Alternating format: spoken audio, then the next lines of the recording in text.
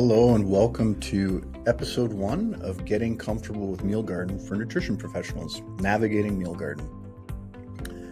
My name's Jeff.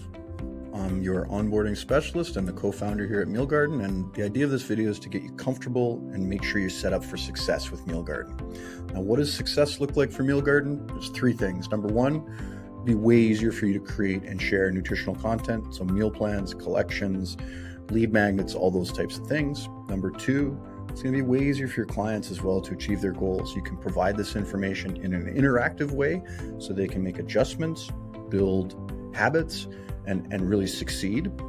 And the third thing is it's going to help you to attract and engage new clients. So not only does Meal Garden offer the ability to create ongoing memberships, you can also use the content you create in Meal Garden and link it up with your websites, your newsletters, your social channels, really bring people into your Meal Garden and use it as a way to generate relationships and revenue, okay? So in this episode, we're going to look at navigation, how to get around and feel comfortable moving around Meal Garden. We're going to look at setting up measurements, how search works, and then as well as getting help, okay? So let's click on over to Meal Garden and get started here. So here we are in the Meal Garden platform. When you land here initially, you're going to see a little pop-up and some walkthroughs. I encourage you to take the time to go through those walkthroughs. They help to get you comfortable and familiar. But navigation in Meal Garden is pretty straightforward. You have a left bar here with your different types of content, and you have a back button. So as you click around in Meal Garden, you can just click back and it will take you back from whence you came. If you don't want to click back, you can just click on these buttons and that'll take you directly to that content, okay? Very simple. So next thing we're going to do is we're going to make sure we got our preferences set up. So there's 2 preferences, your time zone and your measurements, either grams or pounds. These control how the content shows up in your grocery lists when you're entering recipes, so be sure to set that up, okay? We're going to head back over here and we're going to dive into search. So every type of content has a search bar at the top where you can type in a text, you can hit search, and it'll bring up text that has that in the title or is an ingredient. To turn off or eliminate, get rid of the search, you click X. All the things you use has an X. So if we go here, we got 11 results. We're going to turn that off. Okay. In addition to search, there is a source. So we have search with filters, and then we have a source. Now the source distinguishes between pre-made content, which is created by Meal Garden professionals or other contractors that we've hired, always dietitians or nutritionists, or the content you created. Okay. If you click on created content, you haven't created any, you'll see a video on how to get started. So it's really simple and really easy to get up to speed. The other type of content we have specifically right now is in recipes, is we have public content. Now, public content is content that's been created by your peers and shared. So other nutritionists, coaches, dietitians have created this content and shared it, okay?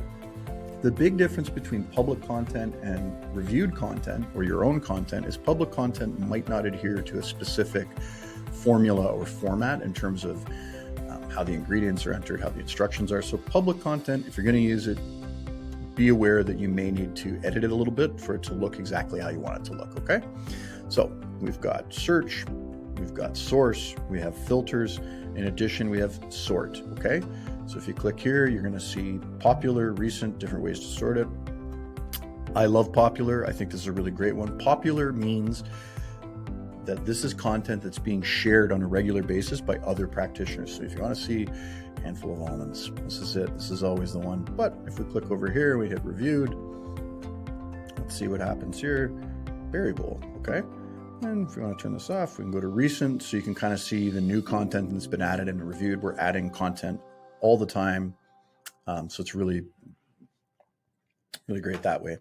I guess the last thing here is if you're having trouble or you need help, you can click here and you can send us a message. You can search the articles, or you can click here, go to tutorials, and you can get access to tutorials. We also have a Facebook community with lots of other members in there. I'm sure you got an email about that, but you can find that as well. And lots of ways to find help and lots of ways to get support, okay?